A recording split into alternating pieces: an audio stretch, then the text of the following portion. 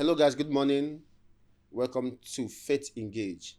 Today, we're going to be talking about something interesting that has to do with our country in this context, the church and the politics. With me in the studio is Mr. Ferdinand. Mr. Ferdinand, you're welcome to the studio. Thank you so much, and thank you for having me.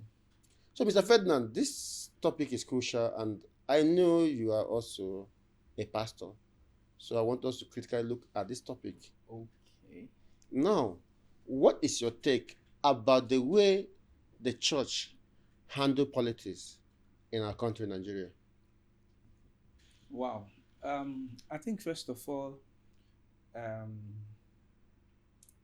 I know quite a whole lot of denominations, especially the Pentecostal, has been doing quite a whole lot in this direction to see that we curb this whole issue about you know Christians being too holy, the holier than thou brothers, who somehow has the grace and the calling even to depth into politics, but they stay back in church, with the mentality of it's a dirty game.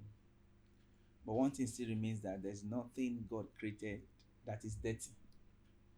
Everything God created was designed for our prosperity, was designed for His will to be done on earth. Okay, so according to you, from what you're saying, are you trying to say that politics is not a sin?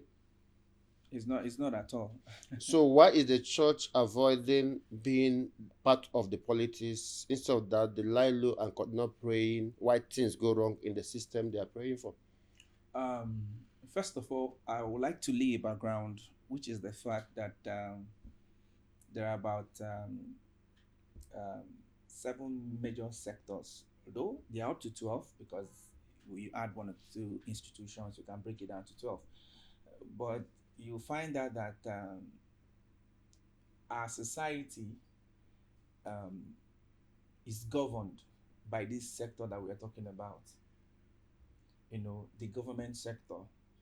And if if the government sector controls virtually everything that we are doing, and the church is saying that is none of their business, why even the religion sector is even part of the society?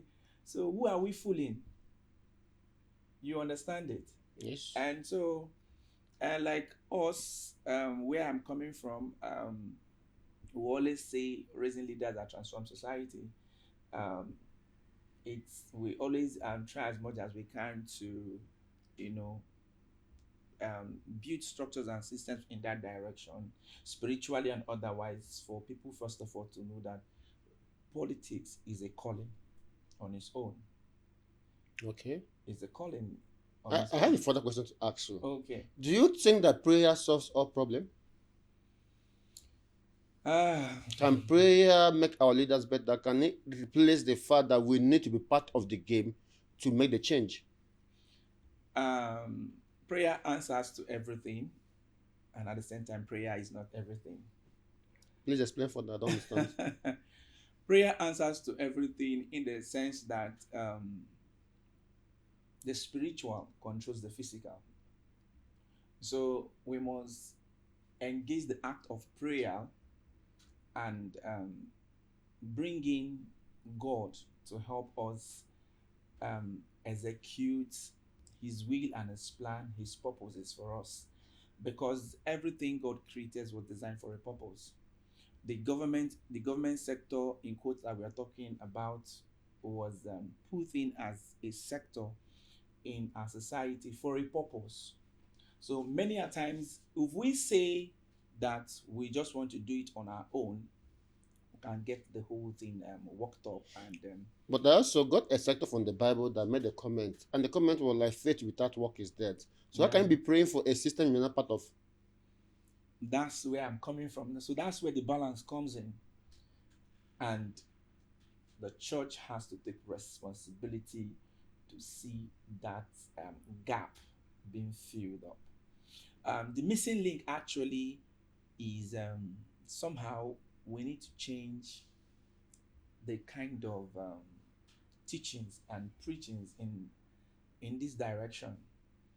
Because if you deeply look at it, Ephesians tells you that we are all called to you know to actually fulfill what we call the fivefold ministry. um Ephesians 4:11 and 12, you see that some are called to be pastors, apostles, and all that. That is the same way some are called into politics. And this whole gospel of politics is not about preaching for the pulpit, but rather it's about you engaging the principles that makes you who you are as a Christian, so you can be able to rightly represent Christ and bring in his will and plan for his people when you find yourself in such sector. So lack of preparation and lack of ignorance and revelation in that direction is one of the major reasons why we see people, they just wake up and they are in church. They don't want to engage in spiritual activities that makes who they become, so they can rightly represent this kingdom that they say they are from. If you look at it, the children of this other side, they understand it. So you see them, most of them, first of all, locate the godfathers. You see them, they join a cabal.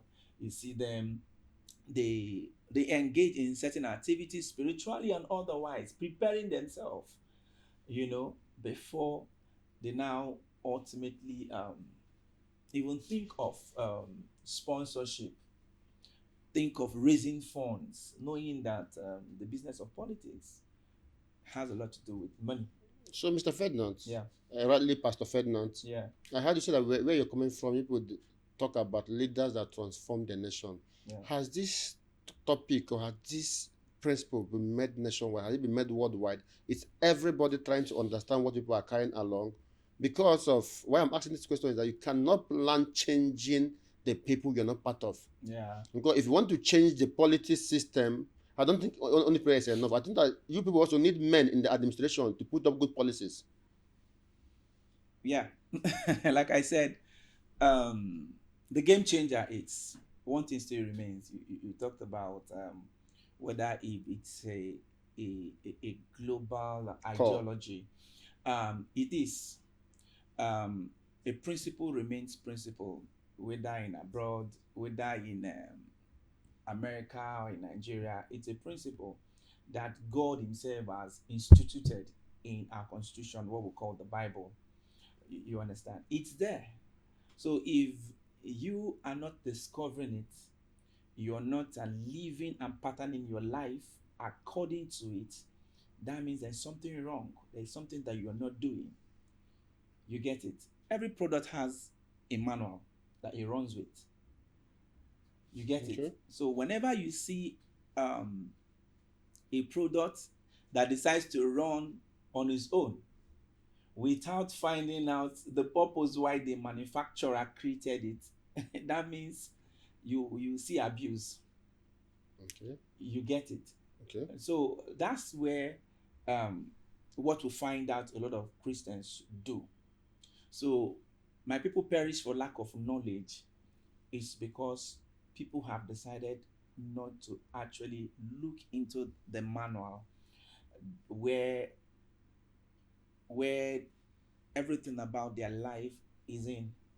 Because the manufacturer, every manufacturer has something in mind for creating a product. You get it? Which includes the government system.